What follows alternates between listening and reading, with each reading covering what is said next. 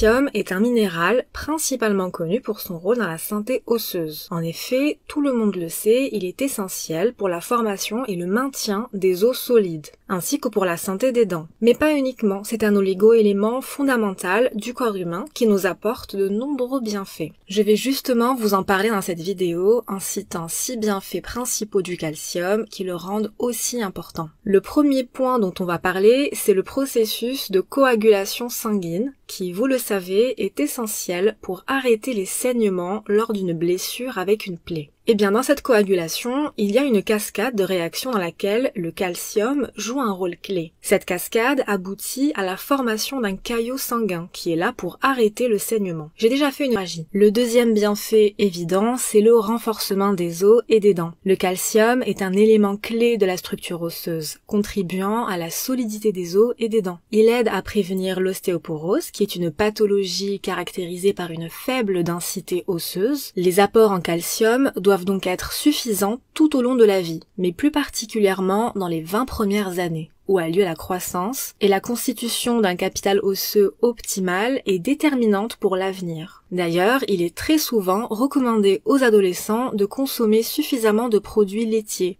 Le troisième point, c'est leur rôle hormonal. Alors déjà, le métabolisme du calcium est régulé principalement par 2 hormones, la parathormone et la calcitonine. Si ces hormones sont dérégulées, cela peut avoir des conséquences délétères comme l'apparition de l'ostéoporose. Ensuite, le calcium participe à la libération et à la régulation de certaines hormones telles que l'insuline, qui est nécessaire pour réguler les niveaux de glucose dans le sang. Dans les cellules des îlots pancréatiques, une augmentation du calcium intracellulaire est essentielle pour la libération d'insuline. Une fois que le calcium a pénétré dans les cellules bêta en réponse à l'augmentation d'ATP, il va provoquer la fusion de vésicules contenant de l'insuline avec la membrane cellulaire, permettant ainsi la libération d'insuline dans le sang. Le rôle du calcium dans la contraction musculaire et en particulier pour les muscles du cœur est bien établi et largement accepté dans la communauté scientifique.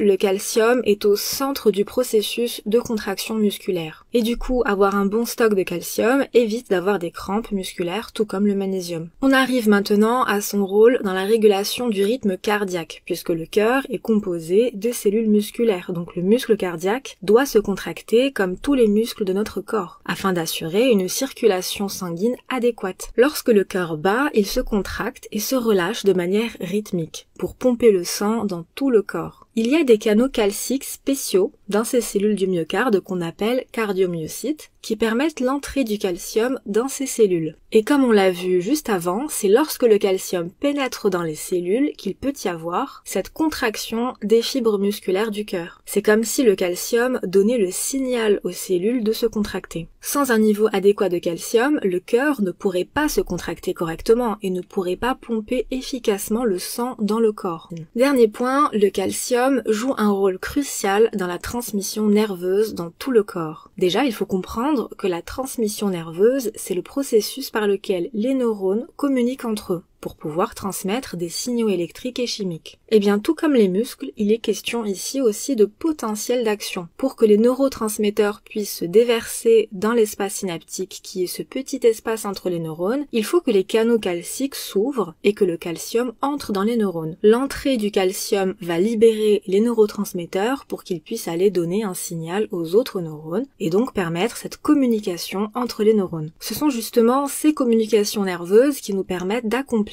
toutes les tâches comme les mouvements, la réflexion et le simple fonctionnement du corps humain. Vous l'avez donc compris, il est essentiel d'obtenir suffisamment de calcium à partir de notre alimentation, car notre corps ne peut pas le produire lui-même. Il est important de noter que l'absorption du calcium intestinal dépend également de la présence de vitamine D dans le corps. La vitamine D aide le corps à absorber le calcium et à le mettre à profit.